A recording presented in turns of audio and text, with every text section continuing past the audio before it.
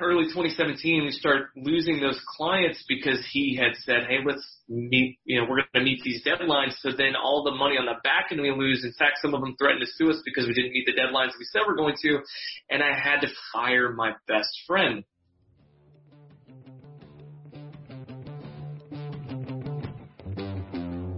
Hey, got something really cool I want to run by and let you know what's going on. So I'm starting a group that will start taking a deep dive into each one of these episodes. So we'll collectively come together and talk about the shows, talk about the guests. I'll be bringing back some of the guests to do some Q&A sessions and really take a further dive into their story, their journey, the episode, talk about, maybe some of the things you wish I would have asked on the episodes, do some Q&A sessions and the like. As a friend put it to me, it's really like a book club, but for the podcast.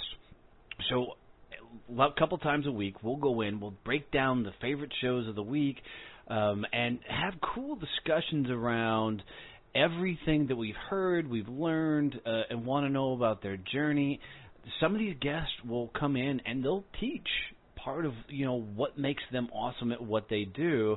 And then, as always, I'll be providing regular value and content in this group. It's really cool because this only is going to cost $5 a month to join this group. And you'll be able to come in, interact with everybody else in there. So I'll put a link right in the show notes for this that you can jump in, come have a conversation with us, and we will really deep dive into each one of these episodes and help us all rise up together. Thanks for tuning in, guys. It's going to be a great show today.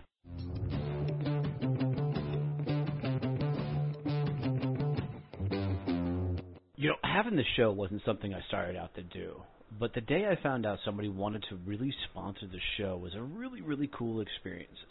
So, guys, I want you to take some time to go check out Point Blank Safety Services and their new nonprofit, Blue Family Fund. These guys are doing some really, really cool things. And Stacy McGovern, who's the CEO over there, has been a dear friend, and she was a guest on the show. But these guys are literally taking, the off-duty officers and putting them out in security guard role. And here's what's cool about it is, as they're protecting our lives, they don't make a whole lot of money in that regard. No first responders are paid for the value they provide for our safety and our health and taking care of us. So these guys, Stacy and her team over at Point Blank Safety Services have really found a cool way to give back to these officers by helping them provide an additional income so they can continue to support and protect us. So do me a favor, guys. Seriously, go check out pointblanksafety.com and then go look at their nonprofit, which is Blue Family Fund. Now, this nonprofit was created because of the success of Point Blank Safety Services. They wanted to give back to the families of fallen officers and be able to give scholarships away to the families of current, police officers. So do me a favor. It would mean the world to me if you would go out and help support this show by supporting Point Blank Safety Services and their nonprofit Blue Family Fund. Just tell them Donnie has sent you. You heard it on Donnie Success Champions, and Stacy will take a tremendous and amazing care of you. Thanks, guys.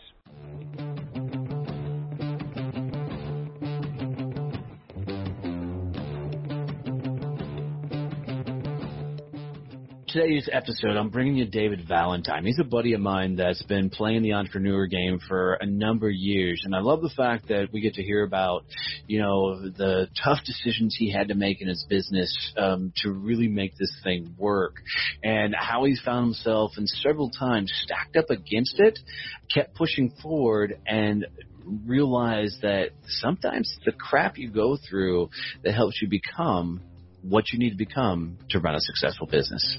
Enjoy this one, guys.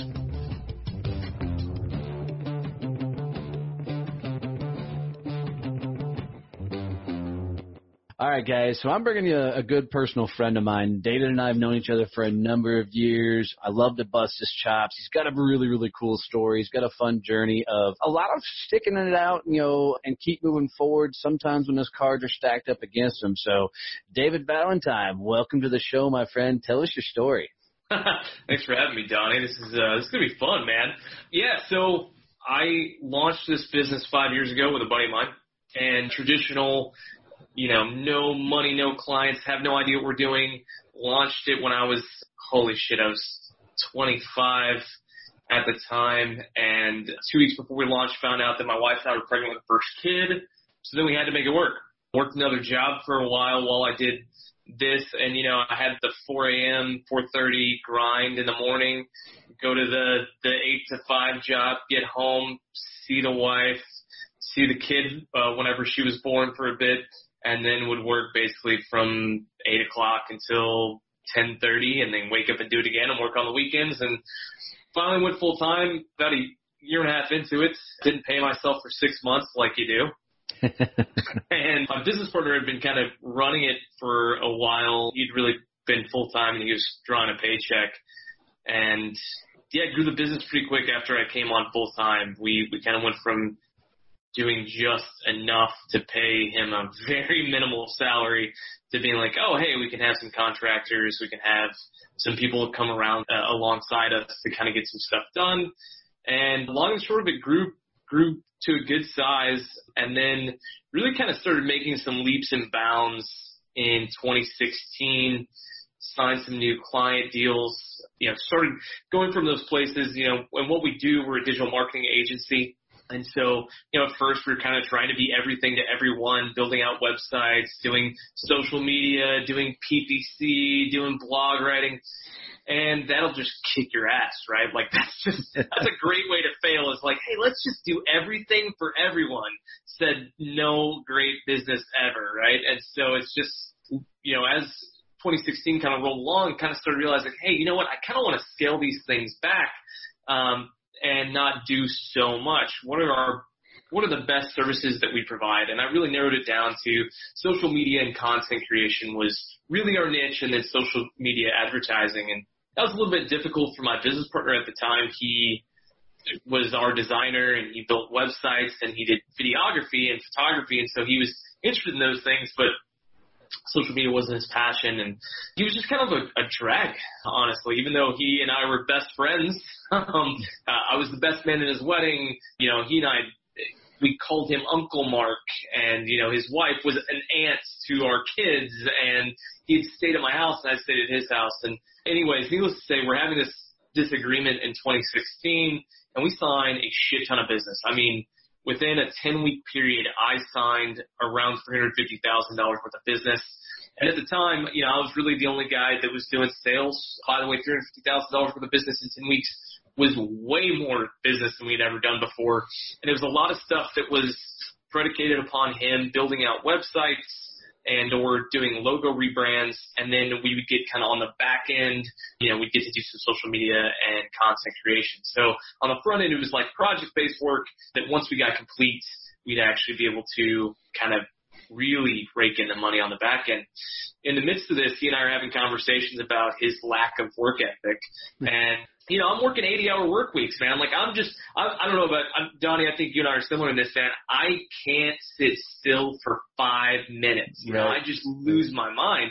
And so, ever since I was a high school kid, man, I had at least going to school full time, doing athletics, doing extracurricular activities, also having a job, also, interning. I started interning with a guy in creative as a senior in high school. I mean, I was just that guy that wanted to work all the time, and I've just got high capacity. So anyway, I'm working 80-hour work weeks in 2016. I'm having these conversations with my business partner. He's like, man, I still don't work more than 40 hours. I'm not going to work at night. I'm not going to work on the weekends. I'm like, you're kind of screwing us, bro. You're kind of screwing us because you just said that you're going to meet these deadlines for 4 different clients on these websites and these logos. So I did what I normally do, which is I'm like, okay, well, you're kind of being a dick, but we got to get this done. So I brought in contractors to help, and they came alongside and helped, and he still didn't meet deadlines. And so early 2017, we start losing those clients because he had said, hey, let's meet, we're going to meet these deadlines. So then all the money on the back end we lose. In fact, some of them threatened to sue us because we didn't meet the deadlines we said we're going to. And I had to fire my best friend. It's a really good time. So let's walk through this a little bit. All right. So you're 25 years old, and you decide to do the crazy thing to start your own business. you're not making a whole lot of money, so you're working a full-time job, and you're trying to live the dream of the 8 to 5 pays the bills, the 7 to 3 but builds a legacy, right? And trying to live that lifestyle. And, you're doing this with the guy who's your best friend, pretty much, your best man at the wedding. And, you guys are sharing lives as work and outside of work and everything else. You get to a point where you're like, okay, I got this. We're growing as a business. We're bringing in a shit ton of business, to then going all the way up to firing your best friend at the time. That sounds like a party.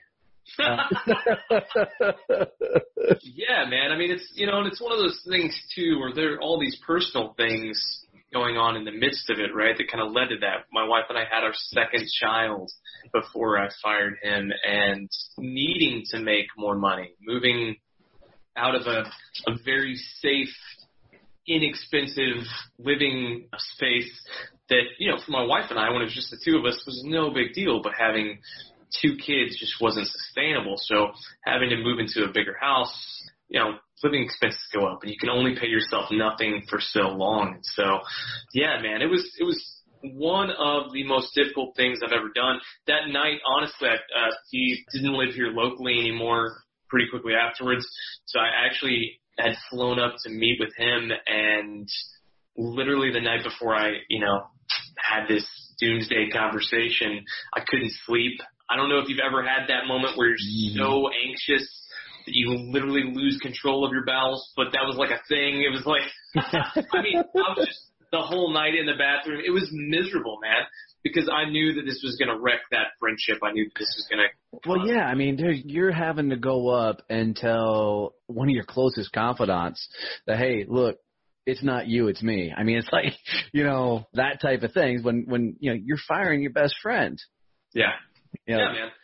It was tough. So the results of that, that was one of the hard things, right? The result of that is going from having that, and by the way, having to deal with, we didn't have a good buyout agreement. That was never, because when we're friends, man, everything's cool. We have it's like marriage, dude. I don't need a prenup. We're good, dude. Yeah. And it's like, God, we tried so hard so many times to actually put together kind of a separation agreement. We never landed on anything, and so then we're in this murky space. So I'm trying to navigate that, and I'm trying to navigate so now how do I get the business where I need to go, because now I don't have this capacity anymore, and now I'm making decisions on my own like I've always wanted to. So like a moron, but also like an intelligent person who's ballsy as shit, I was like, well, let's take out a loan. Let's go make some things happen. So I take out a loan, and I hire a guy on a 1099 basis to go do sales for me. He tells me, hey, look, I've done this. There's another guy that I knew and trusted who connected me with him. And he said, look, I need $20K up front from this loan, from you, and we'll make all this stuff happen. You can travel to the Northwest with me, and we'll kill it together. And super good dude, super nice, really like him. He told me about all the stuff that he'd sold up in that area and how this was going to work, and I totally bought into it, hook, line, and sinker, and he did. He worked hard. It wasn't for lack of effort on his part. Don't get me wrong. Still a super nice guy. Still would go have a beer with him anytime. But basically, paid him an obscene amount of money, spent an incredible amount of time and money going to and from Seattle. And well, my question right now is, do you need another sales guy? $20K up front, I'm in. I know, right? I was like, I could have gotten like 3 Donnies. Right. Shit, the dude was a good sales guy. He sold your ass. Yeah, I know. He sold me. Man. That dude, I've never heard that story. So, God bless. So not only have you gone through and you fired your friend, you've had the second kid. Now you're figured out, okay, how do I scale? And what I find oftentimes with small business owners, the answer to scaling a lot of times is I need to hire a sales guy. And a lot of people seem to go down that route. And what I unfortunately have to tell a lot of these business owners is hiring a sales guy is not the answer unless you know how to manage a sales guy. right? And a lot of people make that mistake. First time I've heard, brother, so way to set hopefully never a trend for somebody. First time I've heard somebody, making a $20,000 mistake up front. It's I like to fail early and often, so I totally knocked it out. Yeah, man. I mean, it was bad. I think all in all, I tallied it up just so I could be sick about it a little bit more. Between all the travel that we did and how much I paid those guys and everything, we ended up spending around $38,000. We closed one client for $60K. So we got one. All right. Well, at least it wasn't a complete loss. Yeah, which was great. And we got some other good connections that I'm still trying to mine. But, he's gone on to do other things, that sales guy, because he's like, dude, I'm not making any money. Well, no shit, Sherlock. Go sell something. And so I'm like, yeah, I get it. Yeah, so that was interesting. So in the midst of all of that, we're still growing. We're still picking up new clients just because we've niched down our services and we've niched down our audience. And so I'm dealing with all that. Oh, by the way, personally, beginning of last year till, I don't know, the middle of last year, marriage is on the rocks too. So I just fired my best friend and marriage is on the rocks. It's all fantastic in my life, right? And I gave a guy $20K and he didn't do anything with it. So guys, just so if you're listening, just so you know, being an entrepreneur is all sunshine and rainbows. Everything's winning. Absolutely. What's hilarious, though, Donnie, is that everybody would look at me and they'd go, well, you've got like 3 people sitting in this office space with you. You're obviously growing. You're killing it, right? Everything's great. You're sailing through the roof. You're making money hand over fist. Yeah. And everybody's like, glad-handing me and patting me on the back, and I'm like, if you only knew, like, we're, like, just barely getting by the skin of our teeth. And so we start picking up some new clients and growing some clients, and this was in 2017, in the midst of all this, and kind of figuring out where we want to go and how we want to get there. And then, really, we had to go through that terribleness. And I really believe this, man. Like, I really believe I had to fire my best friend and business partner to get to where we are now. And I had to take out a loan and give $20K to a guy that I barely knew and have him not really deliver on any of the promises that he made, and I'll just say what he told me. He's like, look, we're going to get 3 clients at $5K a month a piece, easy, for the first 3 months. I'm like, okay. And we got one after 6 months. So it's just, it was one of those things, man, where we had to go through all that bullshit, and I still made some dumb moves in the summertime. I hired a guy who, on a 1099 basis, to go do some sales for craft breweries for us. That's one of the niches that we've always worked in. And he got us one, and I kind of let him run with it. I let him manage the account and gave him a little bit more money to try him out. He had some creative chops. And, just didn't have the ability or the know-how to give him oversight. And so I said, I'd see him every week, and I'd be like, hey, man, did you stop by and say hi to those guys? And he's like, oh, yeah, said hi, was there twice last week, da-da-da-da. So it comes time to renew that contract with that brewery, and they go, we haven't seen him ever. I was like, what do you mean? They go, well, I think we've seen him one time. I was like, dude, you guys have been working with us for the past, 3+ months. What do you mean you've only seen him one time? The owner of the brewery's like, yeah, dude, I've only seen him here once. So then we lose that account, and, of course, I unceremoniously fire him. By the way, he stole a laptop on his way out, so I still want to kick his ass, but that's another story. I love that you own the fact that you had to go through the shit to figure out all of this stuff. I mean, because a lot of people – one thing I'll tell every entrepreneur is you got to be a risk taker. If you don't take risk, you're not going to figure out the shit you need to figure out to get where you need to go. And the same token is if you're not willing to go through the shit, then you might as well go work for somebody else, because this game is all about how much can you get punched in the freaking mouth and keep moving forward with all this. Yeah, man, I always say I feel like it's – did you ever watch that movie Rounders? Yeah. Dude, I love playing poker just for fun, man. I mean, as a high school kid, I used to get some guys together and we just put $10 in, which is a lot of money for us then, and we just play, and I would win all the time because I'm good at it, man. I don't know. I'm good at reading people and shit like that. So, anyways, I love in Rounders, the very beginning, Matt Damon's quoting, I think, Doyle Brunson. He says something like, no limit Texas Hold'em is the Cadillac of poker. because you can go from being all the way up in your stack to being down to the felt in a blink of an eye. And that's what I feel like it's like being an entrepreneur and starting out, man, is you can go from having all this great business and momentum and energy, and there's just one thing that can trip you up that may be in your control, that may be totally outside of your ability to control.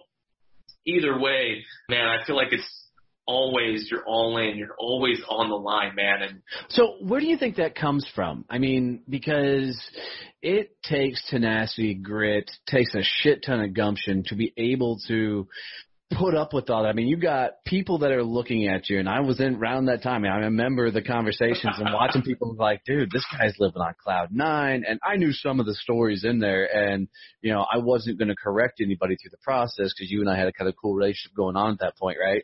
You know, so, you know, how do you handle it? You know, people are like, dude, you're killing it. You're crushing it in life, and your marriage is on the rocks. Your business is all over the fucking place. You're spitting cash out the window. In some instances, you should have just took that cash and thrown it in the fireplace, you know. But how do you maintain your mind in all that when your world feels like it's crushing down around you? Yeah, it's a great question. So a couple things. I give myself until I go to bed at night to mourn a loss, right? So if I just get kicked in the nuts one day, which happens, right? Happens to everybody, whether you own a business or not, but especially if you own a business, dude, it's just going to happen. I let myself feel that until I put my head on the pillow at night. And then the next morning, I'm like, it's a new day. Fuck it. I got to go kick ass. I can't wallow. I've got a group of people that are in the other office that are counting on me, my wife and kids. My wife doesn't work. She stays at home. We're about to have our third kid, by the way. Hello. So, that means you got to go sell another $350,000. Yeah, exactly. And so I've got people that count on me to go do that. So I just don't allow myself to wallow, and I don't allow myself to say, oh, this thing happened to me and become the victim. I have to own my own destiny. And so the thing that just keeps me going is partly that. The other thing, too, and this is just honest, I hate losing more than I love winning. And so if I start to lose in any sense, I get mad. I honestly get angry and upset, and it fuels my fire to go succeed. And so when other people are like, hey, you're doing great, you have staff, you have interns, you know, you guys are growing your business. We're going to be 3 times bigger than we were when my business partner left back in January of 2017. Seriously, this year we're going to be way bigger than we ever were when he was around. And people are like, that's awesome. I'm like, yeah, it's not big enough. It's not good enough. It's not where I want it to be yet. I would challenge that's actually when people do that, it's probably a demotivator for you. I just find that a lot of the successful entrepreneurs, when it's going well, they're nervous. When everything's functioning and going in the proper direction, they're scared because they know something's fixing to break or, you know, fixing to blow up. Yeah, we've got 18 clients right now. We've got 5 of them that make up a large chunk of our billings every month. If one of those, and I'm nervous about it, if one of those people leaves, we are in a whole world of hurt. And so I'm never like, oh, we're safe.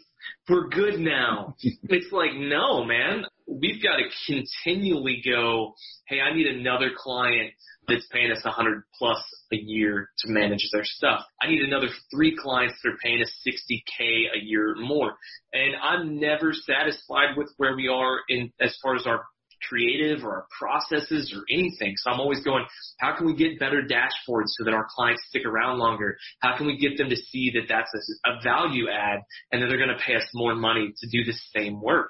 So yeah, man, I'm never satisfied. And you know, some of the people that are closest to me, my wife doesn't get that sometimes. She's like, you never feel like you're satisfied with what you do. And I'm like, I'm not.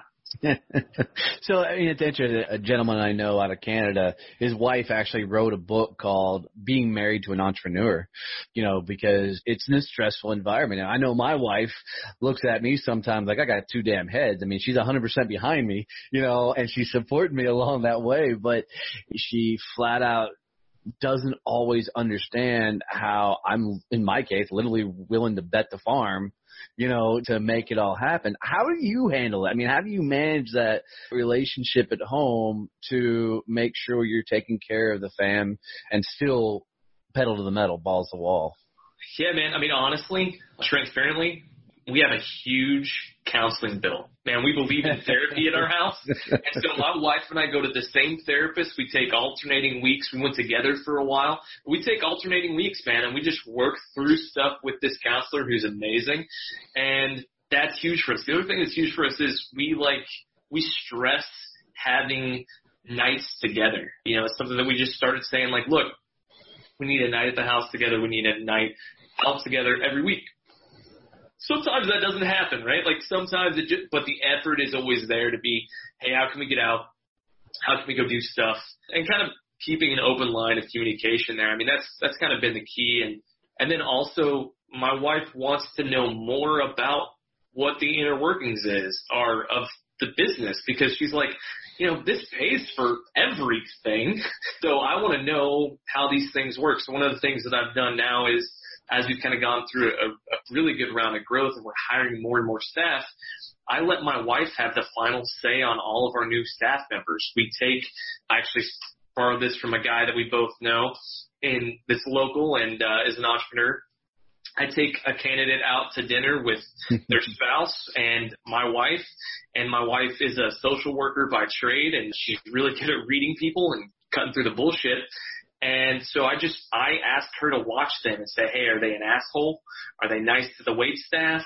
Do they care about their spouse, or if they're by themselves, do they recognize the needs of other people? Do they pick up on social cues? Do you think that they're a good fit for our culture? We have a crass, creative culture at my office. And, the women that work here, they say way worse jokes than I do. I'm terrified for when we actually have an HR person that sits. I'm just going to get emails every day. We need to document that she said this. Oh gosh. Anyway, so I've kind of done some. So if you're an HR company, I have a referral for you. No. That's exactly right. Yeah, that's exactly. No, that's interesting, and I want to point this out. Very cool. Is you would have never. I mean, I don't want to say you wouldn't have brought your wife into the picture, but you would have never gone through the process of adding this added measure on your hiring process if you hadn't made the bad hires. Yep.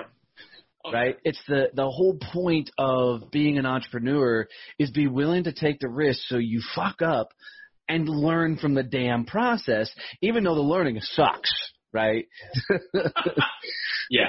I mean, and you're right. Every time that I have ethically failed, I have dramatically adjusted how we handle everything. What's awesome, Donnie, is you and I have had conversations, and in the midst of things, you've been like, hey, don't hire a 1099 sales guy. Like, you need somebody that's W-2, you need somebody that's going to come in. And I've taken the wisdom from other people that are further than me in experience or intelligence and knowledge in a particular area. And I've just gone, you know what, that guy knows more than me. That woman knows more than me in this spot. So I'm going to trust them. And I think that that's one of the cool things that I realized, too, is my success is not my own solely. I firmly believe that there's this real sense of whenever I feel like I've achieved success, whatever that means. And I really don't know. People ask me that. I'm like, I don't know. I think it's when I sell my agency for $65 million. I think that maybe then I'd feel a modicum of success, But I realize that whenever I get there, that's going to be a tribute to different people who have helped me along the ways, big and small ways, in ways that they can't comprehend or ever understand, and in ways that, will just seem absolutely apparent to them. So I know that's definitely part of it. Well, and that's huge. I mean, because I know several entrepreneurs that closed their business, and one of the primary reasons they closed their business is they did try to do it on their own, right? Yeah. They never sought outside counsel, or they went for free counsel, and free advice is worth exactly that, along the way. It's lonely at the top. being an entrepreneur is a bitch.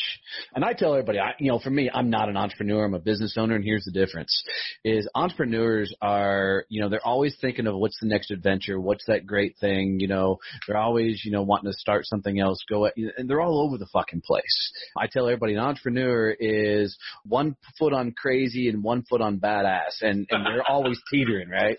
And for me, I'm a business owner, and the difference being is this is it. This is my thing. This is my life. This is all I'm creating. This is the world that I'm going in, and I'm all in here. I have no desire to create the other entities and go on. So, which I take risky and do ballsy and stupid things and bet the farm, but it's not to the extent of some guys like you that have really, bet all in on themselves. What would you tell an entrepreneur that's fixing to get in the game? And we'll even talk to the younger generation that does not want to do what mom and dad did, go work for a company for 20, 30 years. They want to create that lifestyle for them. What would you tell them as they're getting ready to start out on their journey? Man, yeah, a lot of things. Yeah, I mean, a few things there, man. I think, one is, to your point, pick one thing and do it. One of the things that has made us a lot more successful is I've become more and more focused in what we do, and then I'm not chasing as many rabbits. And in fact, one of the ways that I'm stopping myself from doing that right now is we're taking out a huge loan to grow the business. And I had to sign an agreement with my wife saying I wasn't going to chase any new ideas for at least another 2 years until we hit a certain marker for our revenue. So that's one, is find an idea and stick with it. I see a lot of young entrepreneurs right now that are trying 12 different ideas, and they're testing it out. They're taking like the Tim Ferriss 4-hour work week thing, but they have no capital. And right. I just go, hey man, until you have capital like he did, that's not possible. You can't do that.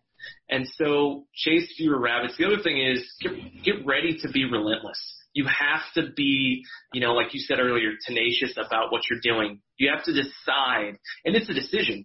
You have to decide that you're not going to fail. And I was having this conversation with a client this morning, and she's a young entrepreneur, and she's like trying to get there, trying to pay for her family to live.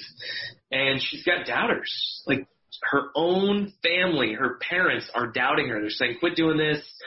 Well-intentioned people are like, hey, just go get a job. I wouldn't got a job. It's okay. And she's like, no, I'm not going to do that. And I told her, I said, you're going to be successful just because you're not going to give up. So I think it's, honestly, it comes down to focus and the relentlessness to say, I don't care what it takes. I'm not going to give up. Yeah, and you bring up a couple of awesome points. One, that last statement was gold, is you've got to bet on yourself and go all in on you, right? Because nobody else is going to bet on you, right? The rest of the world's going to look at you and go, yeah, you're going to fail miserably, right? So you got to bet on you. The second thing, and it's a huge point, because the biggest mistake I made when I jumped out on my own is make sure that you have some sort of financial stability. I mean, I walked away from a 7-figure partnership where I was buying out the company and literally within 2 weeks walked away from everything and had no revenue streams coming in and started my own company. And let me tell you, you want a butthole pucker moment when you hit that first month and you're like, fuck, I got no money coming in. Where the hell is it, and now you got to scramble and build. And from a sales perspective, if you're selling from an act of desperation, you're fucked, because if you're selling to pay the bills, everybody can feel it. Everybody knows it, going all the way into it. So if you're going to jump, make sure your lifestyle is prepared for that leap. Make sure you have the income coming in to make sure that you're going to go, or get ready to fight harder for any than you ever have in your life to make sure it's a successful endeavor. Thank God I had a little bit of fight in the game. But what do you think probably the greatest lessons you've learned on this journey are? I know there's a lot, but as you've taken it on the chin a couple times and survived. I think you're on round 2 of, the full match as you continue on your journey, but what are some of those big lessons that you're like, okay, this is what I'm going to take with me moving on? I think the top one is the hardest shit that you encounter is going to be the thing that propels you to the next level. The thing that you think is going to just end you is going to be the thing that takes your business and yourself to the next level. Every time that I've done something that was horribly, horribly difficult and challenging, the business has grown exponentially every single time. So now when I come against the challenge, I'm still anxious. I'm still nervous. I'm still stressed out about it, but I see that it's going to take us to the next level and it's going to help us succeed. The other one is betting on yourself, like you said. One of the big mistakes that I made last year was giving $20K to a guy I didn't know. Instead of saying, hey, what can I do with that $20K? Myself. I do marketing and advertising. Do you think that I could have driven any leads for $20K? Hell yeah, I could have done a lot, right? I'm a pretty damn good salesman. I probably could have closed a lot more deals for that. Well, let me ask on that because it's a good point to think about is, at that point, do you think you weren't willing to bet on yourself? Do you think that you were looking for the solution to plug a hole or a perceived, I needed more sales, I needed more revenue, I needed more, stuff to come in, that you're like, I'm going to bet on somebody else?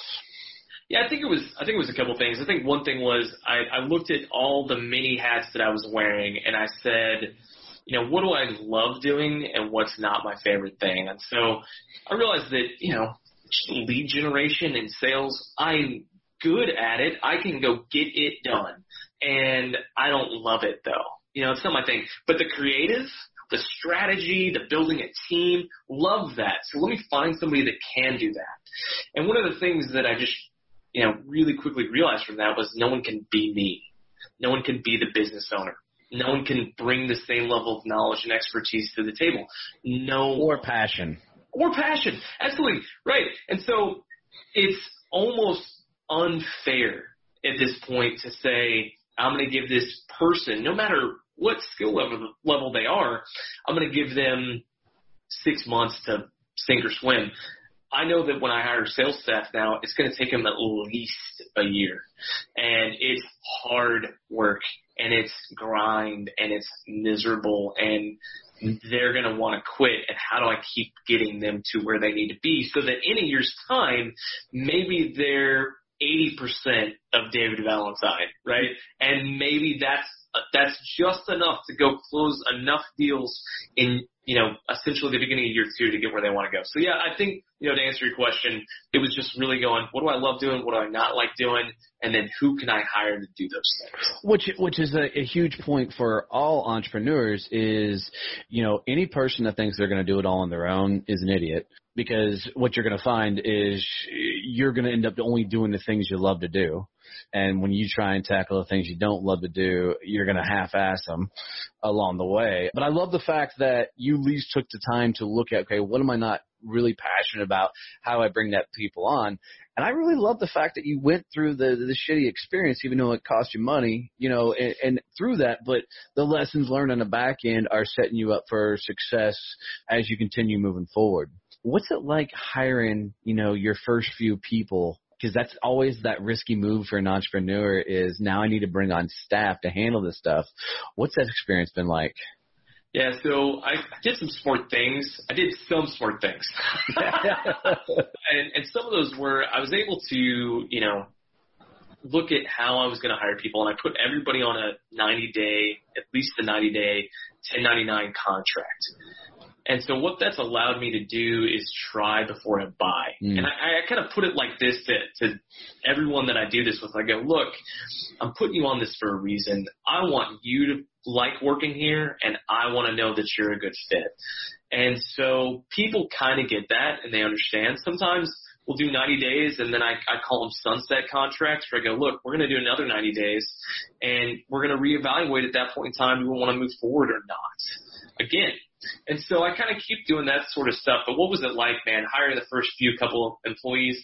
I mean, yeah, it's nerve-wracking as shit, right? You're going, okay, I think this person can do the right thing, but I'm only paying them this much. It's below what everybody else in town is paying them. So I'm getting young talent that's unrefined. So you're having to build them up and really train them. And luckily, I've been smart enough to know too that I'd rather find someone that has taste and gets it, that has the drive, that wants to be around, that understands what we're going for, than someone that's really refined, costs more money, or thinks that they're the shit. I'd rather have someone that wants to come in, is hungry and humble. And so we've found a lot of those people, and then I've just kind of taken into the rhythm of training them up. And that's been challenging, but it's also been great because I typically hire self-starters who want to get after it. So they're not fucking around either. They're here to win, and, they want to be better. And then I pride myself on this now. I came to the realization, this is a kick-ass place to work, man. Like, you come in, we're in a great office space with windows and lighting, and natural light, right? And there's beer in the fridge. There's craft coffee every morning. There's snacks, and there's unlimited paid time off. And like I said, dude, $20K up front, I'm in. Yeah, I bet, man. I bet you're going, hey, let's take some of that deal. Yeah, man. I think that it was challenging, but honestly, that's probably been the place where we've succeeded the best. That's awesome. I mean, it's been a fun ride sitting on kind of, in the cheap seats watching you go through all this. And, I've been privileged to know some of the story as you're going through it and watch you be able to duke it out and keep going with all your challenges. Where do you think is next? I mean, where's all this taking you? Yeah, so we just started implementing EOS into our entrepreneurial operating system. And so, guys, for who don't know, EOS comes from a book called Traction by Gino Wickman. And Traction itself, the book, is a very technical read. So if you want an easier read, shit, it just escaped me. What's the other book? Get a Grip. Get a Grip. Yeah, and so Get a Grip is Traction, but it's the story version. And it's just a way to run your business. Yeah. So Tom O'Donnell, who's been on the show, he's an EOS implementer, and he talks a lot about it. So, but yeah, it's we've started implementing that, and we are just not okay with where we're at. So honestly, we've made some significant hires. Right now, the team's at 11. We're about to go to 12. We are getting another capital infusion, so we're actually getting an SBA loan that's pretty sizable at this point, and we're using it and trusting ourselves. So the way that we're doing that is, we're spending money on marketing and advertising ourselves, and we're hiring great creative staff. So one of the things that I've done is I've pulled some good local talent, and we're pulling some national talent as well. So kind of what's next for us, man, is we want to grow really fast. So we have a pretty hairy, audacious goal to be over the $1 million mark by this time next year. And ultimately, we really want to move to the place where we end up selling the agency in 7 years. And usually there's a 3-year vesting period. So I'll be out by the time I'm 41. And that'll be interesting, man. I mean, kind of some of the things that we want to do after we get the agency on firm footing, because I am an entrepreneur, is I do have these other ideas, man, that I'd like to chase down strategically. And so that's part of the game plan that we put together, is kind of moving into that. So I've been telling my team lately, I don't want to be just okay and just do okay. I want to be the best at what we do. And so that's becoming the mantra for us. And so we're getting T-shirts and coffee mugs and beer glasses and everything made up, and we kind of have a focus and theme for this upcoming season, and it starts with us. So we're actually changing the name of the agency, we're changing the logo, we're changing the branding, everything, to really show a higher level of prestige and capability, because it fits with how much we've changed. I mean, the change in the business is night and day, and so we want to really demonstrate that with kind of all the things we're implementing. Yeah, and I got to say, it's fun to watch a young guy who is cocky as shit, still cocky, right? But, to come out the gate, get his teeth kicked in a couple of times, quite a few times. And I don't want to say grow up, but mature his business to a level of now refining, this is really where I'm going, right? This is what I'm going to try and accomplish and build a team together to rise up with it. Is that all come about because of the fuck-ups along the way, or is that come about because this is where you always saw it going? This is where I always wanted to be, man. I always wanted to get there. There was, I'll be, again, I'll just be transparent with everybody that's listening. Man, I had this thing where I was afraid of, I knew 2 years before I fired my business partner that I was going to have to fire him. And I was terrified of having to do it. And so that was an obstacle. And then I also knew that it was going to take a capital infusion. It was going to take getting loans. It was going to take seeking out additional investors, which we have, and they've given us some cash to be able to get where we wanted to go. It's really hard to bootstrap everything in a service industry. It just is. And so I knew that I had to get better. So this was part of where I wanted to go, but I never had the bigger vision to say I want to be the best in the world at what we do. That's new.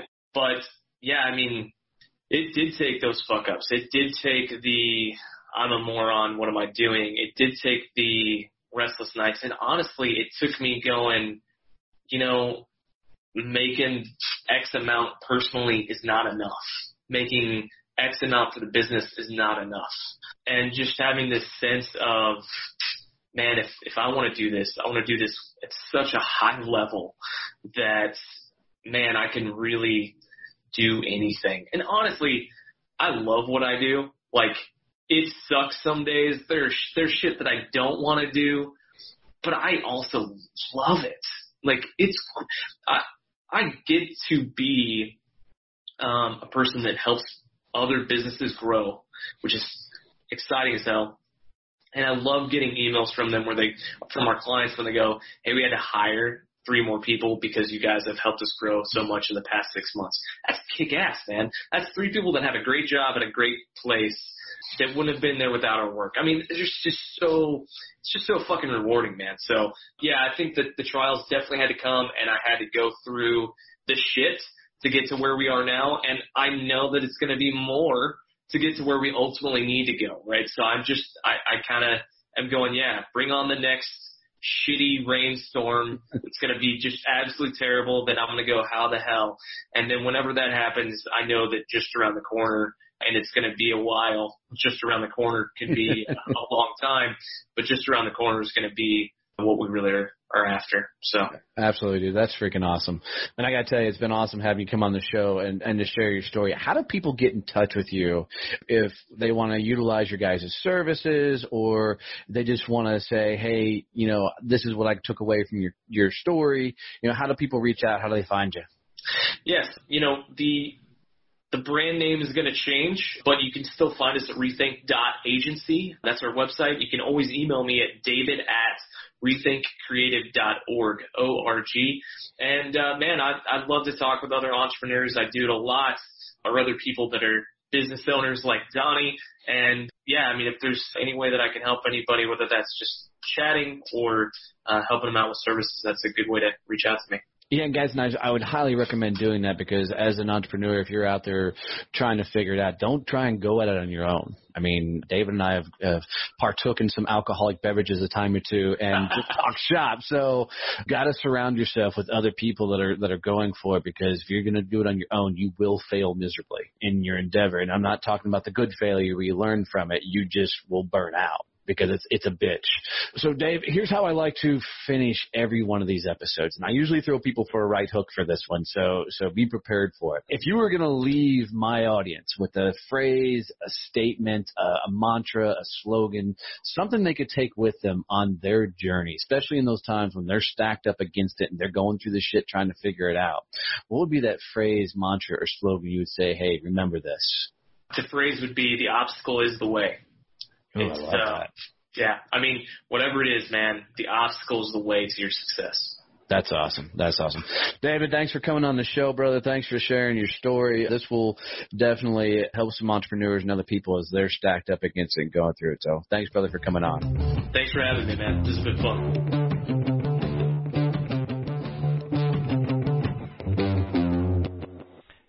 guys, really thank you for listening to this episode. I really appreciate it. It's a lot of fun putting these together. I wanted to make sure before we get out of here that you knew what we were doing with social content. What we found was because of the podcast, we have a unique way of helping you get your social content out on a very easy way. What we're doing is we're interviewing people. And from that interview, we will capture a lot of information that will then be turned into videos, memes, articles, all things you can use for your social content. I know, like for me, one of the biggest struggles I had was, what do I put out there? What do I say on a regular basis? Well, we'll help do all that for you. So if this is at all of interest to you, reach out to us and let us help you grow your social media channel.